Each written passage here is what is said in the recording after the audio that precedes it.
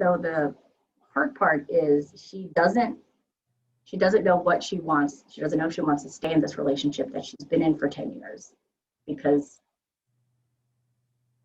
I personally think it's, you know, it's getting too close now. And I think I didn't bring this up, but he's doing good things. He's making healthy choices. He's trying to make it work with them, and that is scaring her. And she wants to do what she can to destroy it or push him away. And she doesn't show her anger. So that's probably, I do think anger is one of her enemy emotions, because, you know, even just by what she says is, you know, she keeps it in. She doesn't want to be a person she's like, I'm done. She's like, I'm done fighting with him. I'm like, what does a fight look like? And he goes, well, he used to just yell at me and yell at me and yell at me. I said, what about now? She goes, well, now I just don't talk. So it's something where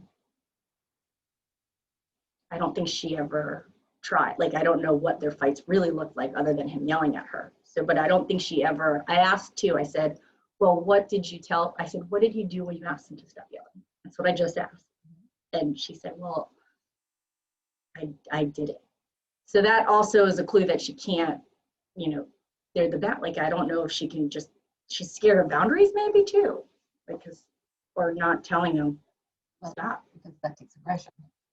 So she has so if anger is her enemy emotion or conflicted emotion, she's going to get more passive. She's probably made passivity more valuable than aggression. She equates aggression with anger. Yeah, so she's right.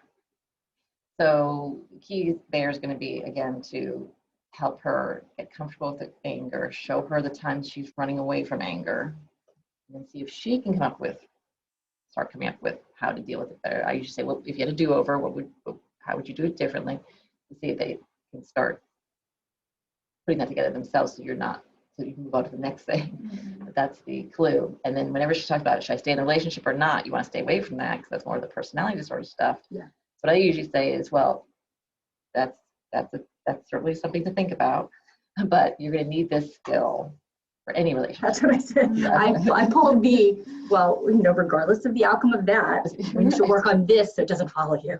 Right. I have a question, because real quick, so to wrap her up, you know, we left it on her trying to, I said, you know, she's going to try to be more transparent with her significant other about, at least, because I said, well, when you feel that, you know, she used annoyance.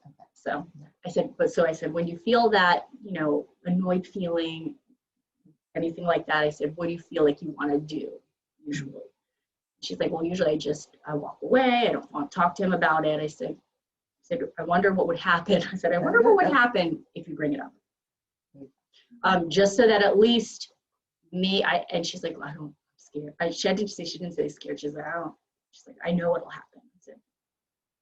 I said, well, I said, maybe if you're coming in here now, I said, maybe now is the perfect time to try these things out. I said, because at least if you come, you know, when we see each other next week, because she's back next week, I said, at least we can discuss the outcome. So then at least it's kind of pushing her in that direction to saying, yeah, I'm not saying this is what you need to do.